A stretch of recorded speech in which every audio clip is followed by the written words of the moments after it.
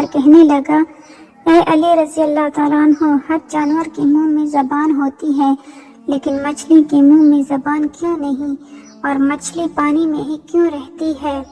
بس یہ کہنا تھا کہ حضرت علی رضی اللہ تعالیٰ عنہ نے فرمایا، اے شخص، یاد رکھنا اللہ تعالیٰ نے مچھلی کے منہ میں زبان بھی دی تھی، اس کو یہ طاقت بھی دی تھی کہ وہ خشکی پر چل سکے، لیکن افسوس اس نے خود پر ہی ظلم کیا۔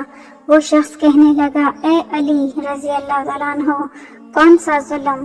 حضرت علی رضی اللہ تعالیٰ عنہ نے فرمایا، جب اللہ تعالیٰ نے حضرت آدم علیہ السلام میں روح کو ڈالا اور یہ حکم دیا ہر فرشتہ اس کو سجدہ کرے، شیطان انکار کر بیٹھا اور اللہ تعالیٰ کی نافرمانی کر کے یہ کہنے لگا، میں آگ سے بنا ہوں اور یہ تو مٹی کا بنا ہے۔ تو یوں شیطان کو اللہ تعالیٰ نے اپنے دربار سے نکال دیا۔ وہ بدصورت بن کر زمین پر جیسے ہی گرا، انسان سے حسد اور نفرت کے ساتھ چیخنے لگا۔ وہ ہر کسی کو بتانے لگا کہ انسان اس زمین پر ظلم کرے گا۔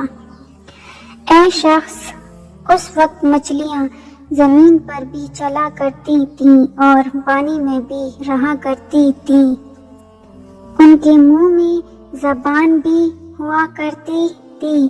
شیطان نے سب سے پہلے مچھلیوں کو بھڑکایا اور یہ کہا کہ انسان جب زمین پر آئے گا وہ اپنا پیٹ بھرنے کے لیے تمہیں زندہ خنجر سے کاٹے گا۔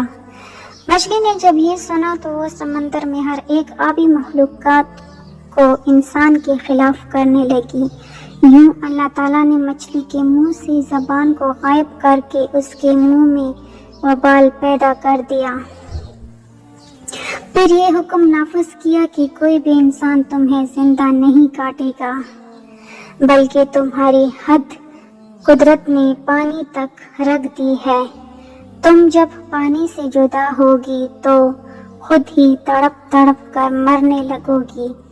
اسی لیے جب حلال مچھلی پانی سے جدا ہوتی ہے تو وہ تڑپنے لگتی ہے، اس کے جسم کا سارا خون اس کے گلے میں آ کر جمع ہو جاتا ہے۔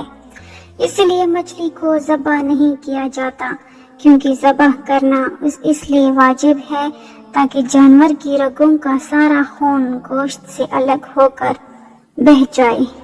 اللہ تعالیٰ نے مچھلی پر یہ قانون نافذ کر دیا ہے کہ جب وہ پانی سے الگ ہو کر تڑپتی ہے تو مچھلی کا سارا خون مچھلی کے گلے میں آ کر جمع ہو جاتا ہے۔